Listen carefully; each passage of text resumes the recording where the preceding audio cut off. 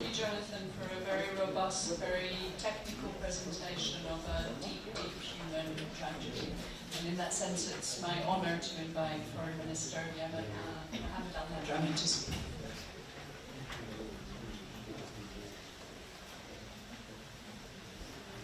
Well, thank you very much for inviting me. And I have a prepared speech, but I think I need to say something else before. So,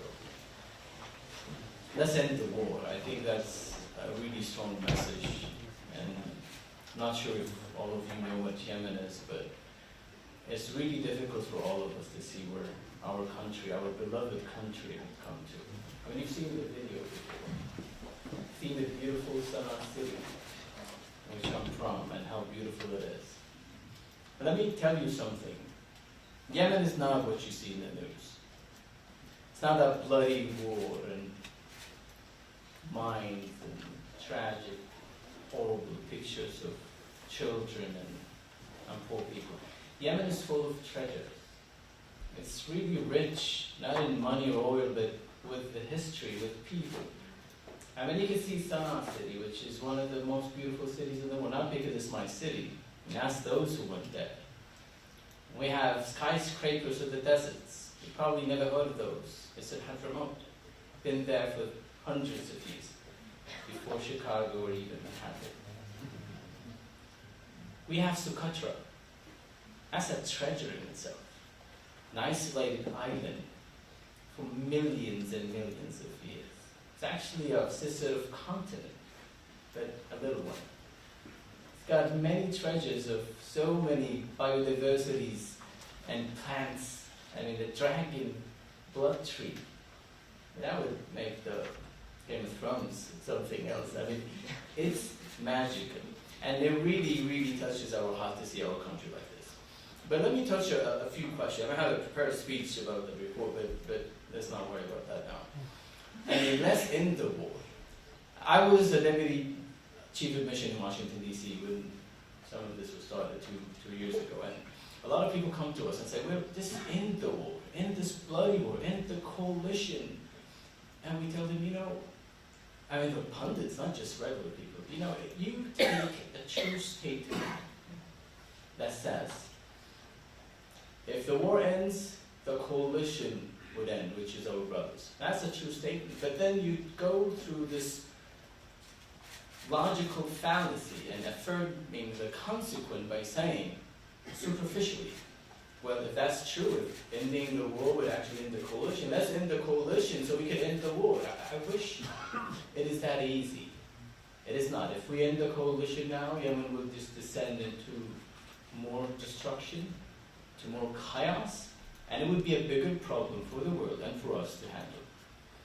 We're doing everything we can to fix it, and we need your support. So let me get back to my speech now. Well, you know, until 2014, the government of Yemen has been really trying so hard. I know what you hear in the report, to do a lot of progress in maintaining or in reaching the Millennium Development Goals, even though Yemen was not even going to do so. But that was really hard for us, and we did so many things we can. And when this happened in 2014, it all just dragged and actually stopped. You know, the conflict crippled the government, institutions, and limited our ability to even disperse salaries. But eventually, we did. Eventually, with the help of our partners, we were able to do 65%, 63%. And that was something not easy to do. You know, in spite of the potential circumstances for which we operate, and we had in Aden before a month, the government had released the first physical budget, and that was really not an easy thing to do since the beginning of the violent war in 2014. Further, the government of Yemen has also introduced several measures and mechanisms to aim at halting the economy deterioration. One of them was establishing the Economic Committee that made a lot of decisions, not popular ones, but the right ones. You probably hear of 75 Decree, and I know you know all about 49 one as well, but these are really extremely important ones that we need to put to cut oil supplies for the Houthis, to cut the smuggling through Hodeida, to do a lot of right things. You need to do a lot of unpopular things. People don't understand that. You just see the results, but you don't know what's behind them, and that's really hard to do. I'm not going to go into history, but you know, if this great country hadn't really taken unpopular decision back in 1865, where unpopular president made, you wouldn't see him, you know, in Washington D.C. now on a throne. I'm just saying, you know, in retrospect, it's easy to criticize, but when you're in your hands, you're holding the future of your country, and you see what consequences that you'll be able to make. It is really hard decisions. We thank the UNDP for all the work you're doing. We need all the help we can get.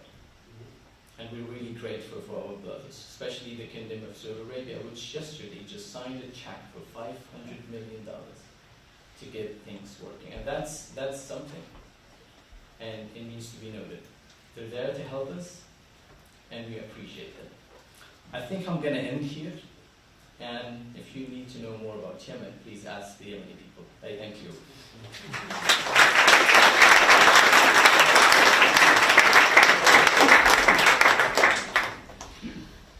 Thank you so much, Foreign Minister. I am very glad, in fact, that you went off script and spoke as you did from the heart.